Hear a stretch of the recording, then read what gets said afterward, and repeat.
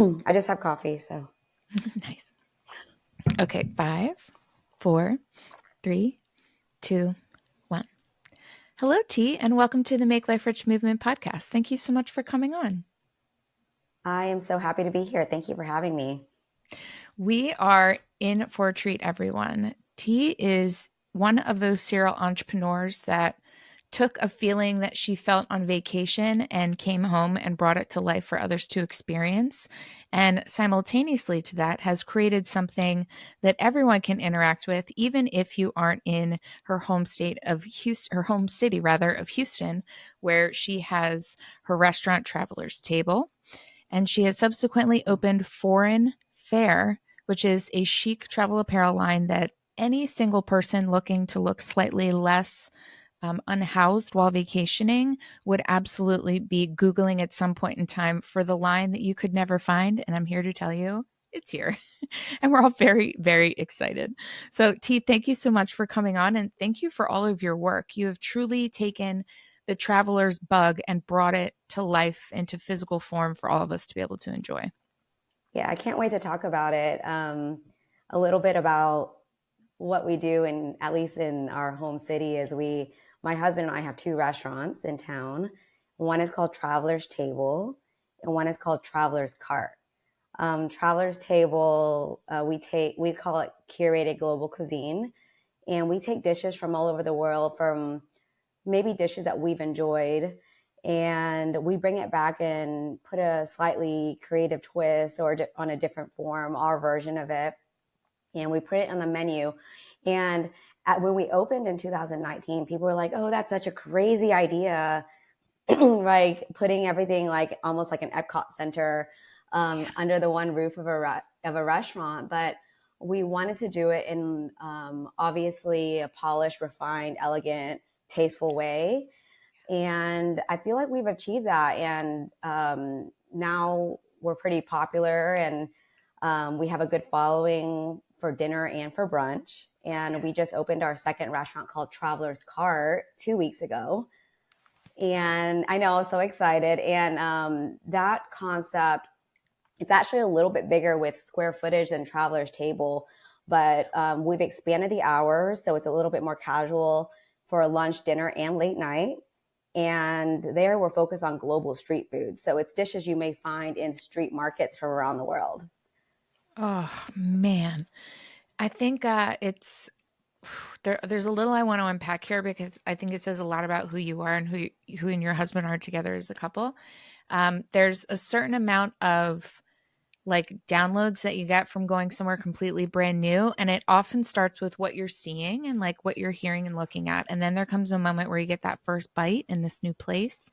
And doing it with someone that you love together, you can like fortify that even more to where you're like, do you remember when we were in San Miguel and we got those street tacos and it had like the juice and it was dripping everywhere? And then they had the, like, you get those moments and they are like, gives me goosebumps just saying that. That was with a few friends that I went for that trip on, and it turned me onto street tacos. And I got home and I was searching for places that had street tacos. And That's it's a exactly where our menu comes from, like those moments.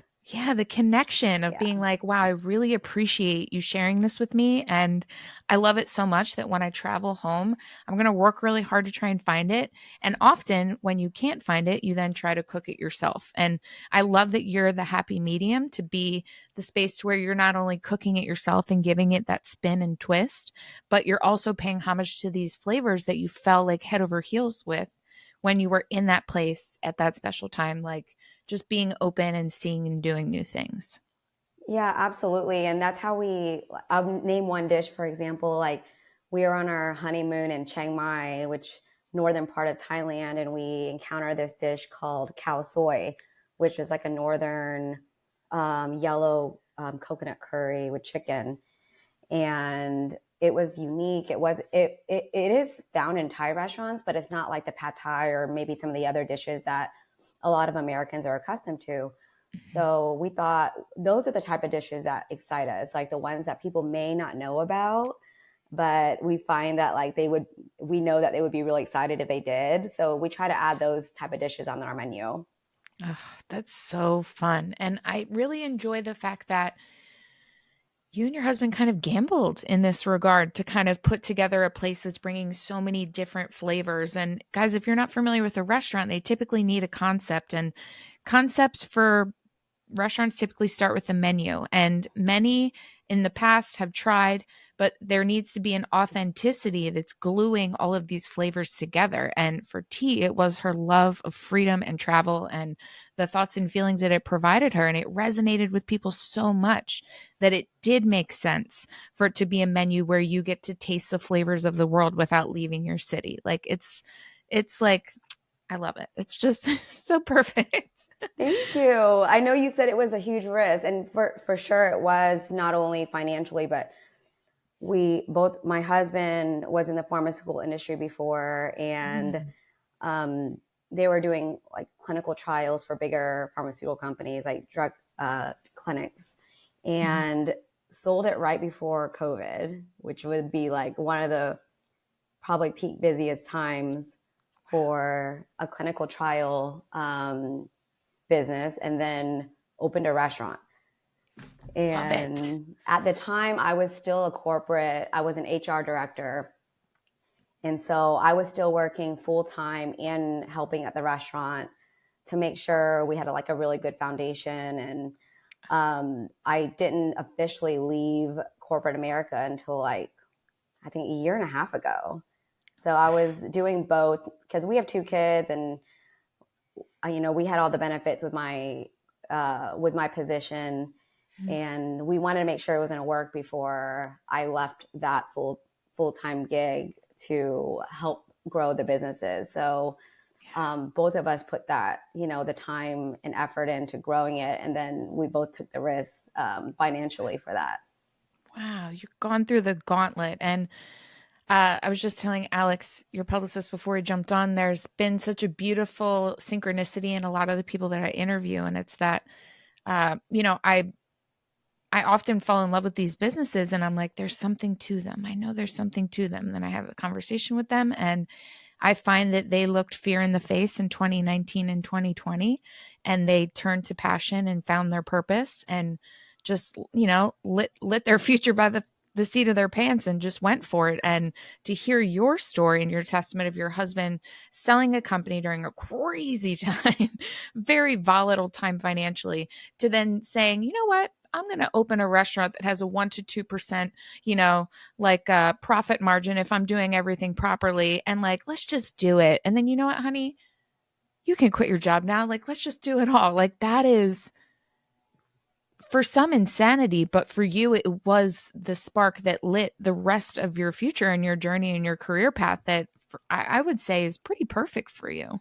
Yeah. I truly believe like if I'm in control of the situation or I'm making the decisions, like I'm betting on myself. If like, we're betting on ourselves. So like we're very like wary about investments and other things, but if it's our own business and we know that if we can put our all into it, it makes it worth it. Yeah. Right. But even if it doesn't do well all the time, and even if the days are hard, and, sometimes we look at ourselves and we're like, at the end of the day, and we're like, why? But we always mention like, this is our passion. We signed up for this. So we're not going to complain. We're not going to talk about how hard the days are, because it's not going to help the situation. It definitely feels like something that requires just total belief in yourself. And that is where I think the great divide begins, is those having an idea and a calling, and then kind of disenfranchising themselves from the idea because the belief part of it is the part that feels the most difficult. Like, I have a task and then you list. have to like, it's your job to surround yourself with people that support you and make you feel inspired or happy, right? And then anyone that doesn't make you feel one of those 3, they have to be cut out, right? Like, and it, I'm 37 now, I'm about to be 38, but it took me, until probably my mid 30s to finally like just have like that line where like, if you don't fit into these categories with energy, like you're done. Like I don't have I time love for that. that. And I care and love you. And I'm sure you're a great person. But as an entrepreneur, you have to like almost keep your own energy high and Yes. your battery high. And Yes. those are the decisions you have to make every day to ensure that you have the energy to get through the next week and the next month and years to come. That is so true, and spoken from a true like warrior in the entrepreneurial game, because mindset is so precious, and sometimes in the beginning you do have to almost put up some boundaries to protect yourself from those that are maybe like, are you sure this is the right move? Are you sure you should be quitting your job? Are you sure you're ready and willing to let go of healthcare for your children? Like there's always these narratives. And whether or not that happened for you, I have spoken to so many people where that's been the case. And, they kind of had to say to people, you know what? No more conversation about this, but watch me. And then when I get to that point, then we'll have a conversation and we'll adjust where you think that you could place yourself a little more positively in your life to try and make some changes, because change is possible.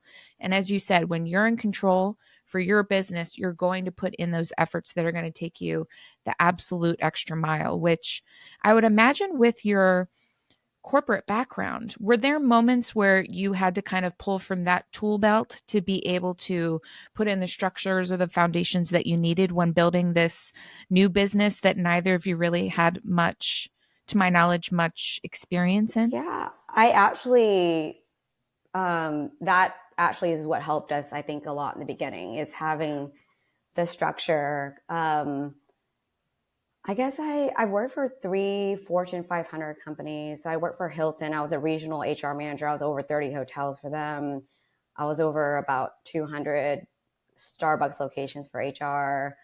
So I was put in positions where I had a set structure for a large number of employees. I think at Starbucks, I was over 5,000 team members. And, I think it was 1,000 at Hilton. So, and I was never I couldn't be everywhere at one time, right? So I had to learn to work through great people and learn how important hiring was and having the right people on your team was, and then keeping them. So that's number one. I think sometimes when you're a small business owner, you don't understand that right away, but I think I understood that just from the beginning. Is your people are your everything with success. And then, just setting up, I was able to set up health insurance for the small business a year in. And so we were getting to a point where, for example, we were getting really busy at the restaurant. And I knew that, you know, people have other options out there and everyone's free to look at other companies. But I knew that if they enjoyed working where they were, but they had similar benefits as a big corporation like a hotel, there would be no reason for them to want to go somewhere else. So they still have the independent feel of a restaurant, but then still have the stability and benefits and salary of a bigger company. We may not be get there 100%, but if we're even like 50%, 75% there, Mhm. it's a good balance, right?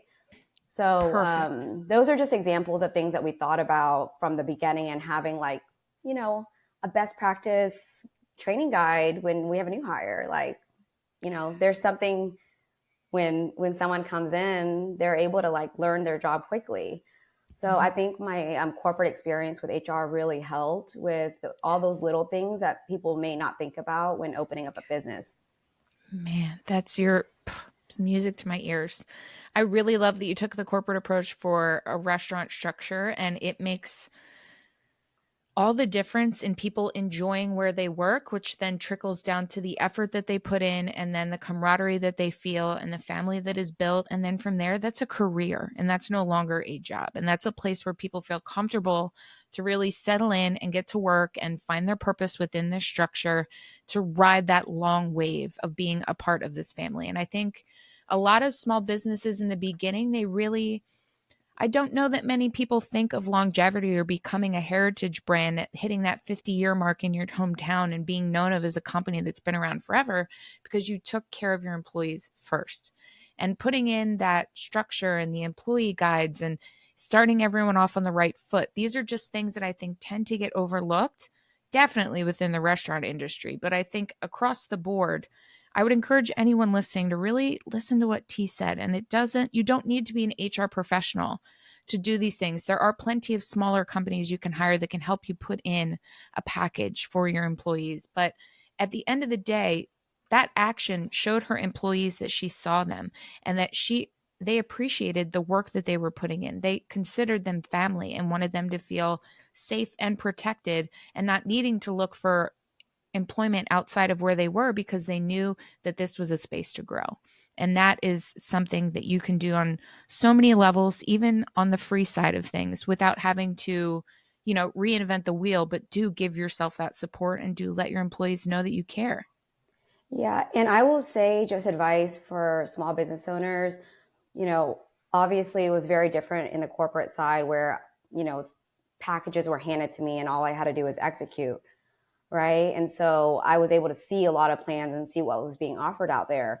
But when we had the restaurant, I had to go out and find maybe a small business broker like that cater to maybe restaurants or smaller businesses. And I learned that it wasn't as expensive as people have the perception of it. Like they think that providing these benefits are like, it's crazy expensive. But if you go out and look at the market, like I was able to find a fairly reasonable plan with Memorial Hermann, like a hospital locally that has a good number of locations in town, and we made it work. So that would just be my advice is I just go look to see what's available before you think that something's too expensive or out of range for you.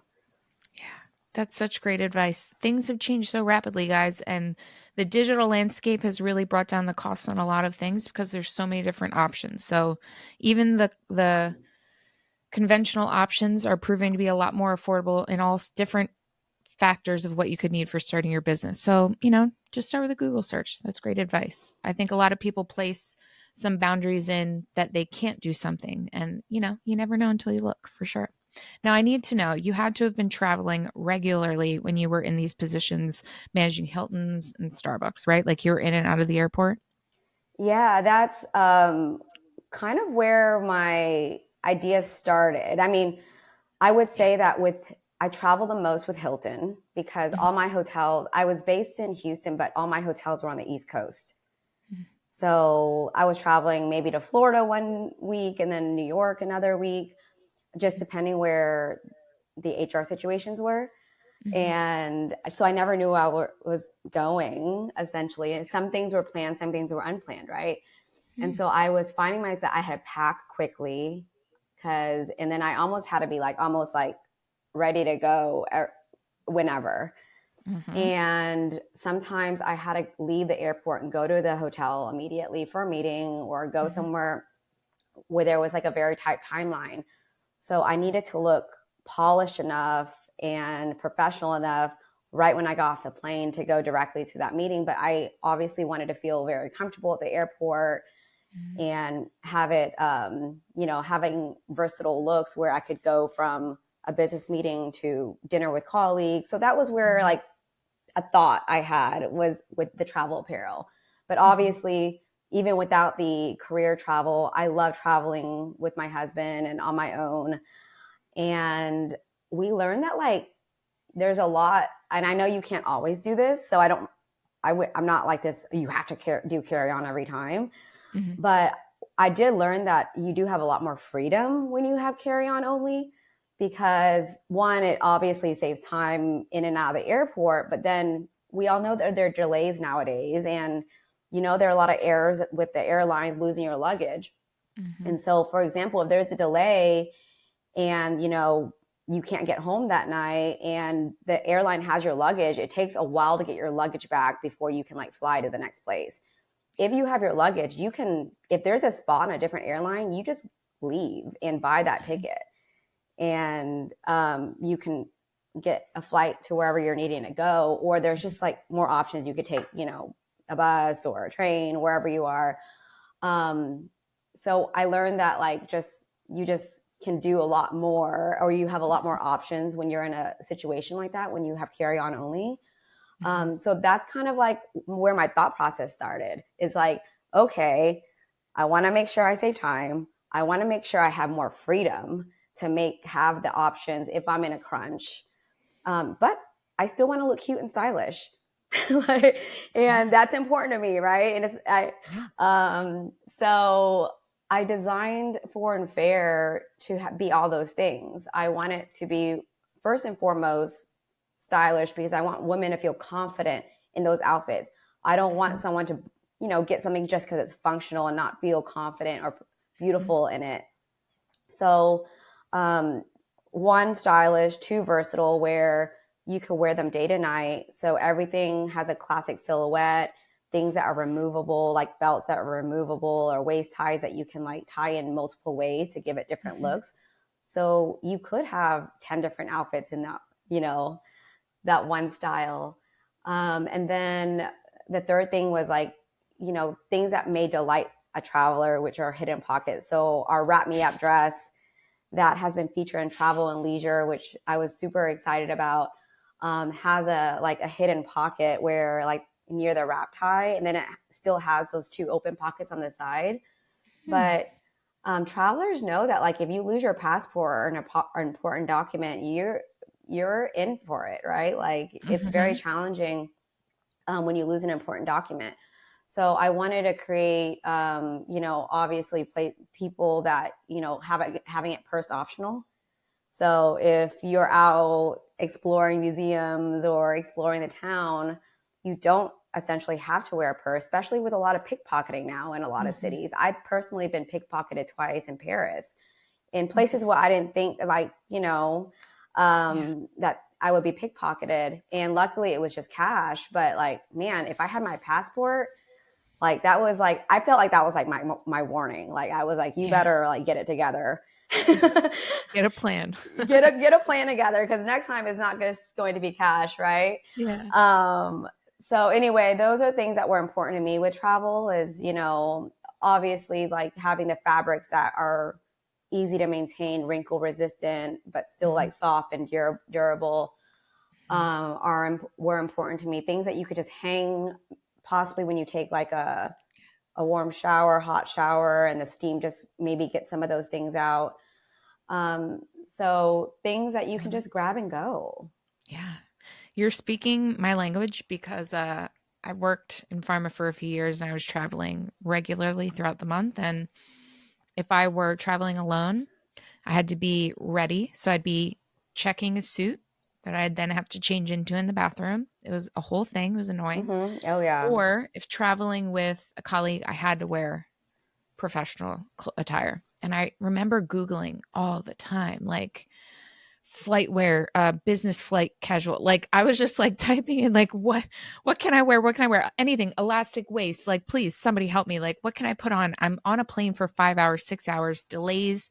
Now I'm in the airport. It's late. I'm leaning over my bag and my suit button is cutting my waist in half. And I'm like sweating. Oh, yeah. It's airport sweat. It's just like all the things.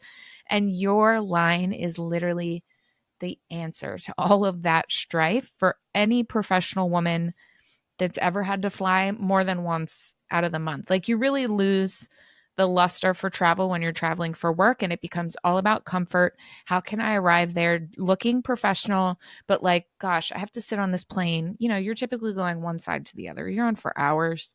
And it's so important. You don't realize how important your clothes are until you're sitting in them awkwardly in a teeny tiny seat for 5 hours. I know. But your lines for sure. in the jacket, the cut, it has like the lapels to mimic a suit. There's so many parts of it that just even the like most conservative of bosses would say, you look smart. I like that. Okay, great. Like what You a look loophole smart and you found. comfortable. Yeah, exactly. I'm really excited. There's two pieces that I think a lot of professional women may love, that's coming out in the next few months.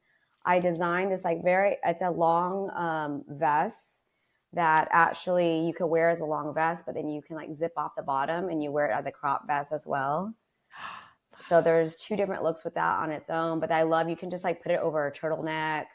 with some pants or some jeans, and it gives you like a really polished look, and then you can take it off if you need to. So it's really easy. And then I like when you mentioned those elastic, the waist, I designed some pants that look kind of dressy, but they're still very comfortable because it's made out of that tinsel fabric. But then it has like the elastic on the back side, so you can't see it in the front.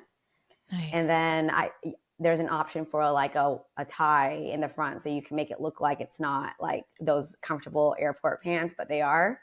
So it's all like kind of hidden. I love that. Tell us about the tinsel fabric and the other fabrics that you're using, because it could be freezing on a plane. It could be 95 degrees in the cabin. You could be stuck on like the tarmac for a long while. Like, how did you get a versatile fabric? I will say that was one of the hardest parts about, because as you know, not everything is perfect, right? So I felt like with each design, it had to check as many boxes as possible, but I knew it was never going to check every single box, right? So the jet setter jacket is 100% nylon, and like you mentioned, it's like a blazer silhouette. So it has a like silhouette of a blazer, but it's only 3 to 4 ounces. So you can throw it in your purse, throw it in your luggage. It literally takes up almost no room. But some of the things like features on there is like it has like a zip hood that you can pull out if it starts raining. I wouldn't say it's a rain jacket, but it's water resistant. Definitely gets you point A to point B and keeps you dry. And it has the hidden pockets. It has a adjustable waist, so you can like have different looks with it. The tinsel fabric is what I use on a few of the jumpsuit is what I have on right now. Love it. I love it because it's super soft. So it's soft, durable, but then it's also wrinkle resistant. So like if you like fold it up in your luggage, like you may have some lines here and there, but it's very easy to get out. And so I have that on the wrap me up dress. I have that on the jumpsuit. And then I have like a polyester blend with spandex for my hideaway hoodie. And I guess it's just so hard because with every single one, I had to like touch and feel and all these different fabrics. And, I remember having a conversation with, I basically hired a design team to help me with the tech packs and bring my vision to life. And at first I was like, I don't know how I feel about this polyester, right? Like this blend, right? And because it could have like a certain reputation. And then they had to walk me through like why this was ideal for this style and why it's ideal for like, it's impossible not to have it in travel clothing, because if you're wanting it to be like wrinkle resistant and all these things, you can't be like all things to all people, right? So like I had to decide in the day, like, okay, if the most important thing to me at this time is making sure that women can travel, stylishly with not having to worry about the maintenance of the fabrics, I made the decisions on that. My favorite one is probably the tinsel because you'll find it in drapery and bed sheets and things that like that are super ability. soft, and you don't so it's not always found in clothing, but you'll see it in other things as well. But to turn it into like having it turn into like something that you might see in like a drapery go into a jumpsuit is really cool. And anyway, it's one of my favorites. But the nylon for the jacket is something I wish it was like less wrinkle resistant, but all the other benefits like outweigh it, right? Because it's like easy to come out and it's so light. So I'm really happy with all the fabric selection. I think as a small business owner, you also have to work with the factories for minimum quantity orders, right? So I thought I did a really good job with being a startup brand, locating these mills and factories, making the minimum quantity orders. But what I'm really excited about is when we do grow, I may have like more options for fabrics, right? With mills that are willing to make that, an order for me because I'm willing to order a little bit more. Mm-hmm. So anyway, I'm excited about those types of opportunities. I love that. I think I will say, as someone that is a fabric snob simply for the purpose of like toxic outlook, Yeah. I think there is, there's a pie in the sky ideal that we'd all love to be able to land on, but we're not there yet. And I think the beauty of it being offerable in the places that you may need the most, I think, like, make your underwear and the things that are touching your skin and your intimate parts directly organic. Try your best to relieve yourself of these things, but let's be real, guys. Fashion is fashion. And let's be real. Your boss is not going to give a crap about the material and how, whatever specs it's hit for you. If you're showing up to your meeting wrinkly off of the plane, or you are, spending time in your hotel room on your vacation, waiting for the old shoddy iron that was left in the closet to heat up so you can be ready to go to dinner and, have a nicely pressed top that's going to be featured in every reel you take for the rest of the day. Like, there's these little measures that do matter and do matter to you at certain times, whether that be for work and traveling or traveling in your enjoyment. And let's also be real that aesthetics matter deeply to us when we're on vacation. You packed your luggage and you chose the pieces you chose for a reason. And I love purposeful fashion for the exact stipulations and things that you went into paying attention to when creating the line. You wanted it to be lightweight. You wanted to be able to jam basically your entire capsule into a carry-on and still be able to go. You've made complete outfits. You chose fabrics that are going to be great for not only traveling and changing climates, but you've made everything so layerable, which I think is another Yeah. big thing for travel that a lot of people don't think about. So you've created layerable items and outfits that still look chic, still look beautiful, are still hitting all the markers for the things that matter with these fabrics that were chosen specifically for the purpose that you're wearing it for. That, I think, needs to be said and said again, because it's really Thank you. important Yeah. to remember that these moments are also something you should be considering when purchasing clothing, for example, for travel. Yeah, and I will say, I don't want people to think like, oh, like a travel staple, it's boring, right? Like, no, like you can do so much with this jumpsuit or the jacket. Like, it's accessories really that can like make or break an outfit too. But I Mm-hmm. feel like this is such a good foundation, and if this is the only thing you have on, it's great, right? But Mm-hmm. if it's not, and you want to like have like that beautiful necklace you have on, right, and layering it on, having a different one on at night, and changing Mm-hmm. your look. I think Mm-hmm. the beautiful thing is like there's just so much you can do with it, and then the accessories are just like an added bonus Yeah. that can make it your own look for sure. Yeah. And when looking through your lookbook and like kind of preparing for our conversation, my first thoughts were in seeing the jumpsuit. I had like two simultaneous visions. One was me in a museum wearing that outfit. I have a little like jacket draped over my shoulder. I'm ready if I get chilly.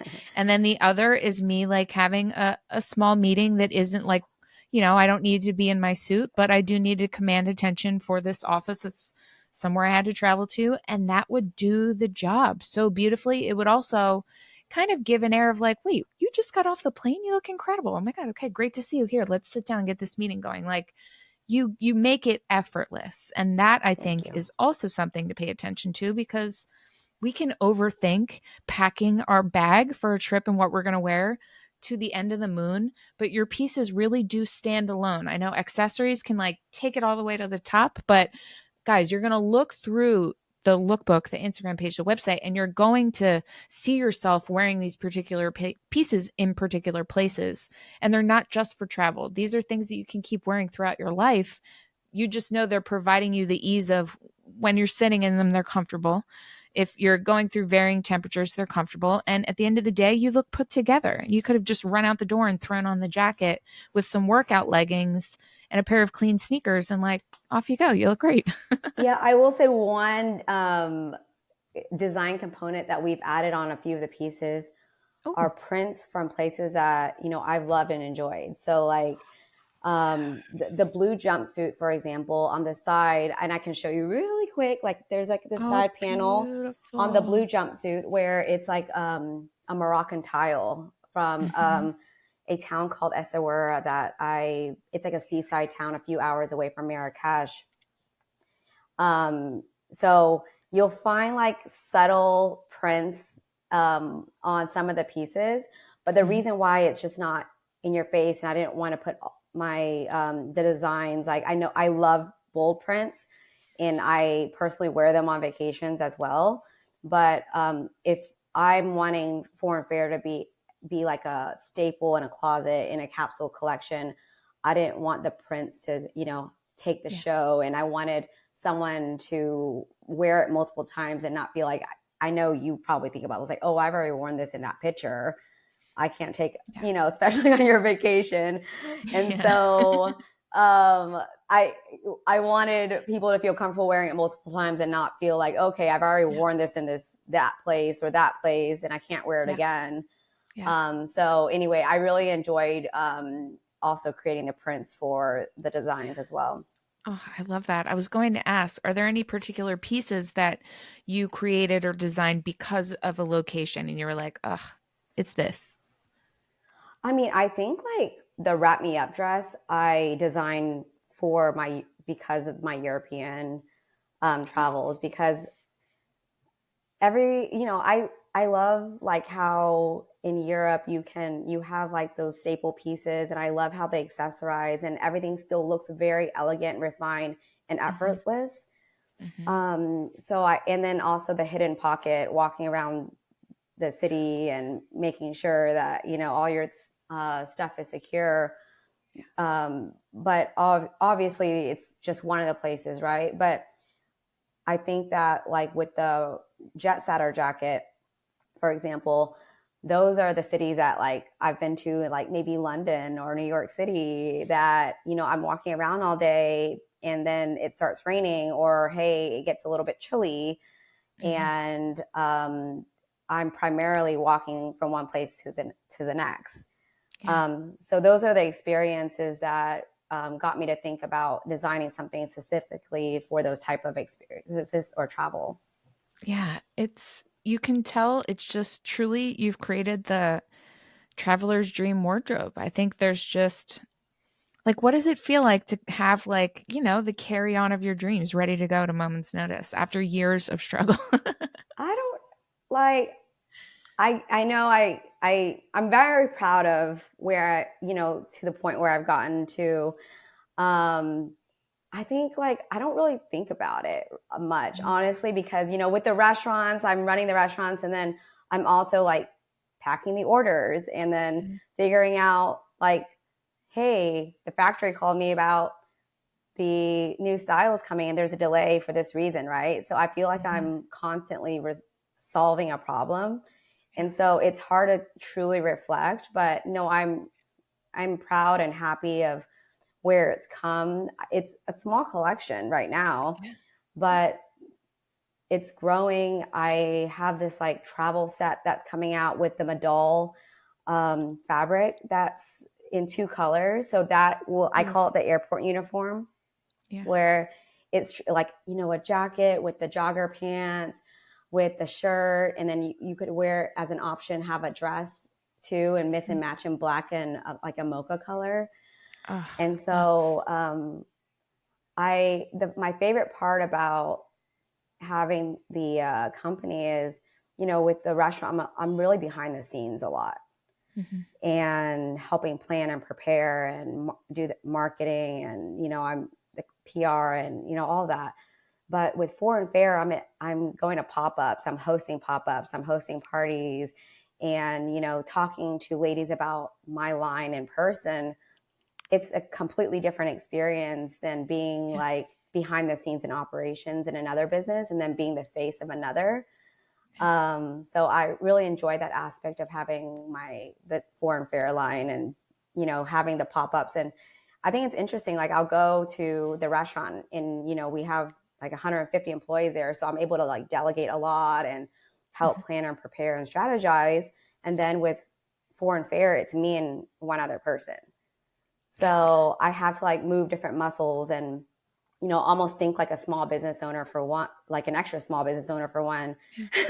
And then like not having as many resources here, but then and it's hard to mix up. Like I can't, like there's not a lot of restaurant employees that would go into fashion, right? So it's not like a lot of like staff resources or support that I could use. Yeah. It's incredible. And, I was so intrigued with you in learning of you and your businesses, because I think we've been in this entrepreneurial swing for, I'll say, at least a solid 10 years now, where people, Okay. Yeah. are on a swing, they're working, they're growing. And we're finding now more and more couples that have taken this leap and decided, either they're service providers and they've got their thing, and, she's got her thing, and they do something together. But there's this overlapping of entrepreneurs being partners with entrepreneurs. And that's a very unique lifestyle. And it's one that I think takes a lot of delicate balance to be able to compartmentalize all the things across the businesses. So I would just love to know what your tips are, if you have any that you feel like you'd like to share, because you're in a very unique growth period within your life of having these businesses and kind of being in charge, or very adjacent to being in charge of all of them. So what would you say to someone that's in the trenches right now trying to figure out how to juggle these things? Are you also asking dynamics of like partnerships, of relationship partnerships as well? Sure. Sure, you can take it any way you want. I'm down, and we have plenty of time. Yeah. I will say, especially if you have a partner, and I think in this case, sleeping in the same bed with your business partner and like raising kids and doing all the things with them. I think we're just like very big on communication.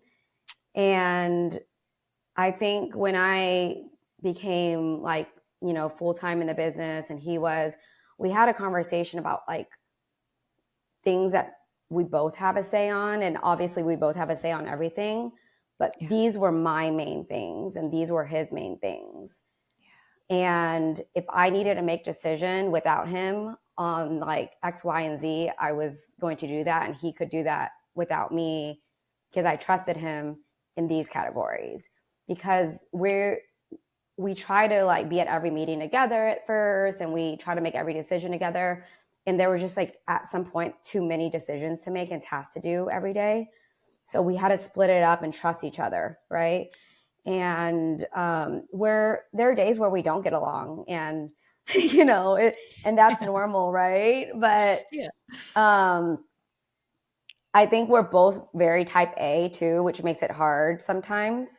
Mm-hmm. And but I think the communication part about things that like, for example, like he doesn't have social media, he's not good at technology, like he doesn't even have a social media account. So like, please don't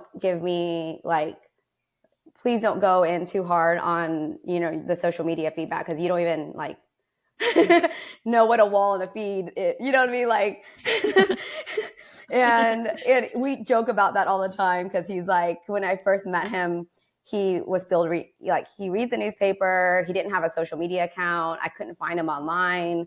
Like, I thought that this guy has to have like probably a second family, and he's like trying to like he's like trying to have a mistress and not being upfront about it. But it wasn't the case. He was just like, that was him. Yeah. And I appreciate so much about how he does things, because not that many people, care about the things that he reads a lot, and he, reads a newspaper for an hour every morning, and he's up to date with the world every day, which is obviously Beautiful. wonderful. He has his routine. So I will say that like, and then I guess with the family and childcare, both of our kids are in school the full day, but we know as entrepreneurs, sometimes we just have to bring them to meetings, and so I think letting go of that, I think at first we were like, oh, that's not professional to bring, your kid. And like nowadays it's like, look, I'm bringing my kid.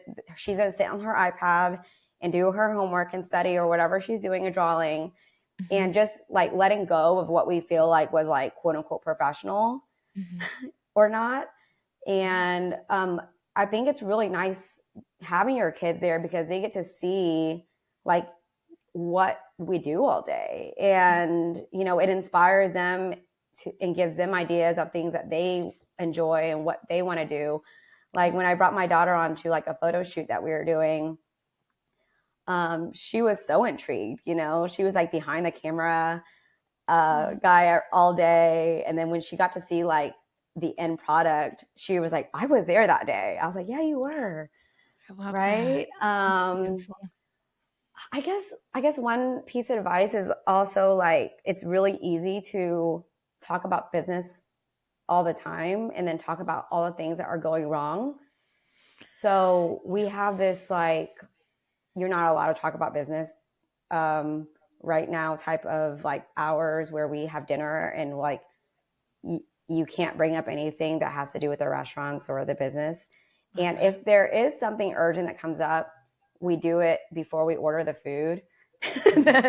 and then we enjoy the rest of the dinner. So I think just remembering to like enjoy your life a little bit, especially if your business partners are, your husband or wife, is important, in making them feel appreciated, because I think it's also easy to just feel like that's your job, like that, and then remembering they're just as tired as you. They're human. Yeah. And they want to feel loved as well. So we remind each other like how much we appreciate each other during the week, if we can. Yeah. So anyway, those are just a few things off the top of my head. No, they're beautiful and they're perfect. And I want to say, for parents listening, you can get wrapped up in thinking, oh my gosh, I'm working so hard. They don't, like I'm not spending any time with my kids. But T explained it so beautifully. They get to see what it is you do. Like the do part of work for children is so like elusive. They're like, what does that mean? And to be able to see, it's like when they see you sweeping up at home, it's like, oh, mommy sweeps, I'm going to sweep, when they're younger. And to get to that space to where eventually your kids are going to get old enough to where it starts to connect. Oh, mommy, I was there when you took that photo. And, you may see her now at home setting up her toys and putting clothes on them and then like pretending to take pictures. Like you never know what stepping stones are being placed down when you're allowing them to be kids, but to have the structure of seeing like, I can make things happen for myself. I can make what I want to happen be a real thing. Even if it just starts with me drawing a picture of a jacket I want mommy to make me, or, like the sparks are so endless when you're a parent and you're an entrepreneur. And I can say from experience, my father into business when I was small, and it was so nice to see what's possible, and not have to fall in line for some things that, maybe their spirit was always meant to be, a little bit more creative and free, and given the autonomy to make their decisions. And when they do come of age to do that, they know that it's a possibility and they can believe in themselves because they saw you do it first. Yeah, I love to hear that. I actually grew up, my mom and grandmother owned a small Vietnamese restaurant growing up. So I was there like every weekend. And like you said, like I never felt like I was like, trapped, or, I wasn't having fun on the weekends. I just thought that was like the way of life. Right. Yeah. And I had a lot of fun because my whole family was there. I was helping like make drinks. And that's probably what kind of started, I had a little bit of a head start with having a small business, seeing my family have that restaurant. Yeah. But, I try to make it fun for my daughter too. So like we would, if she goes to soccer practice, I'm like, hey, after soccer practice, we're going to go to my office and pack up a few orders. You want to help me? And she'll take off the shipping stickers, help me place them on the packages.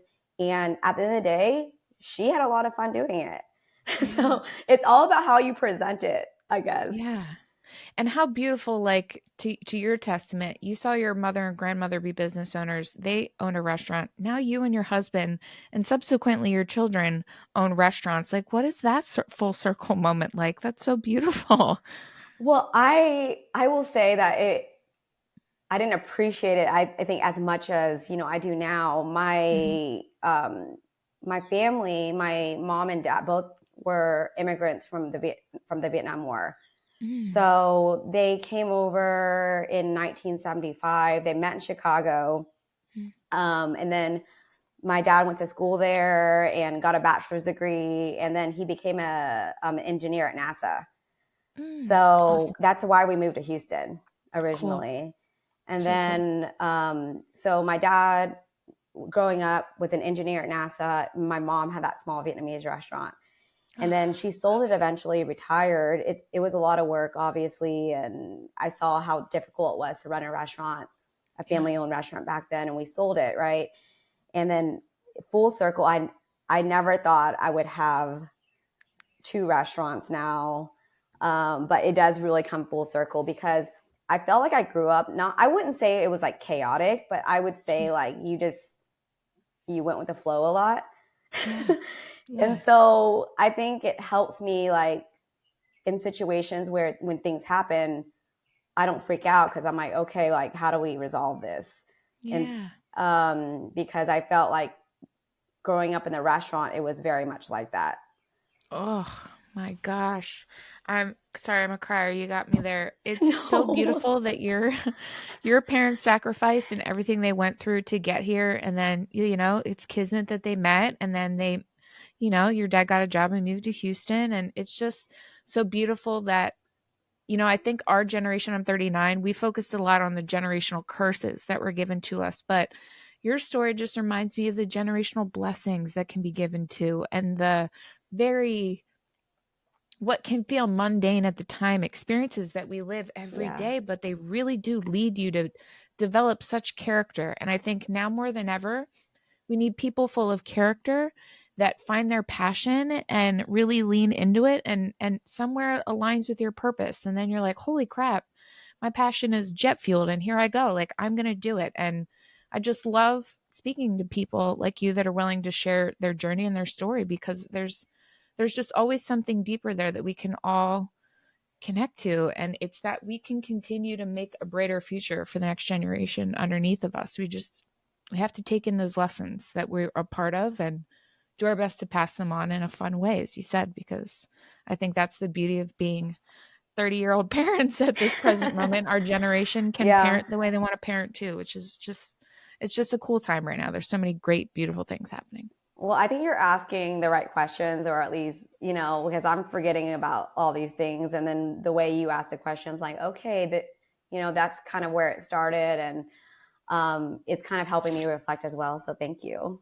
Oh my gosh, you're so welcome. I have to ask you, I have one more question, Yeah. 2 questions. The first is, what is your earliest travel memory? Do you have one from when you were really little?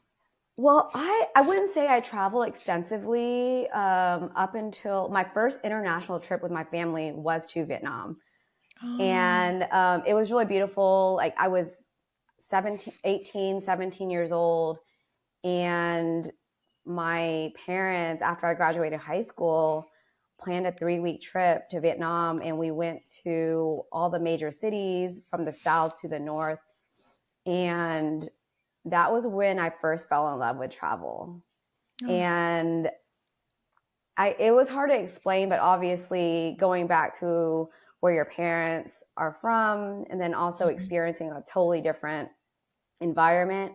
Mhm. I will say I kissed the ground when I got back too, because Yeah, to the US, because you just grateful. see how other people live. And I just remember like throngs of people following us, not, even though we're Vietnamese, like I can tell they probably knew we were American.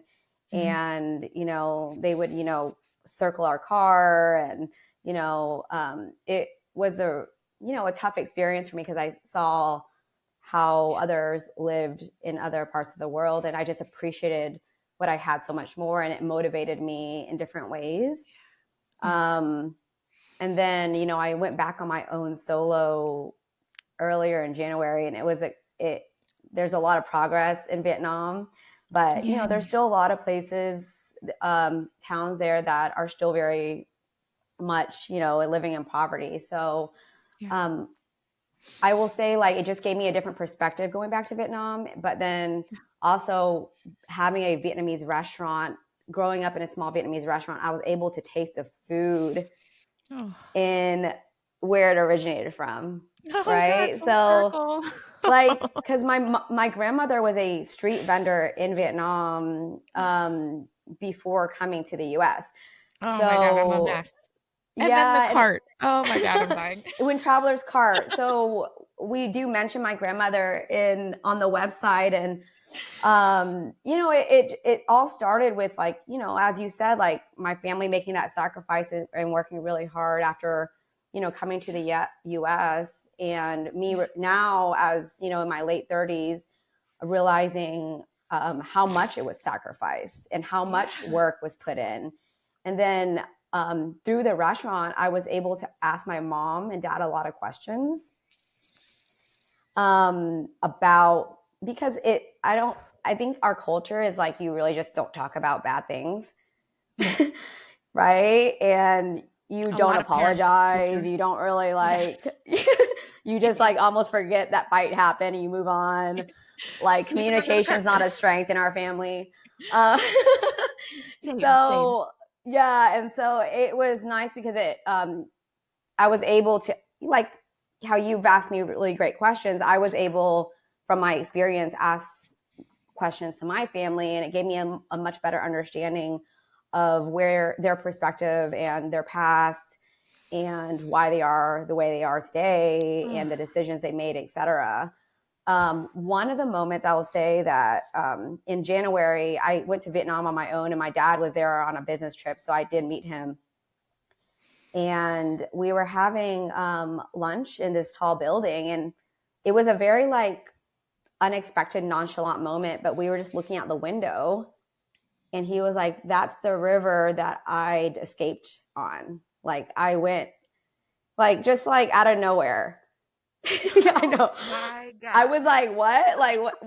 And he was like, "Yeah, I went on a small boat and then when I got into the main channel, I got onto a bigger boat, but that's how I left the city originally."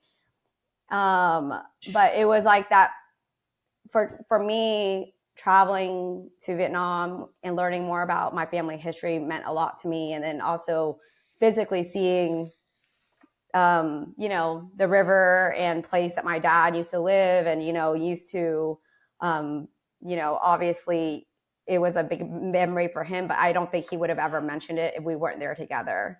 My God. And the fact that you only exist because he made it to that river you can now lay your eyes on in a skyscraper. Yeah, exactly. Life is so beautiful and crazy. It really is. I know. And unexpected. Yeah, truly. I mean, all right. This tees up for our perfect last question. T, how do you make your life rich? Oh my goodness.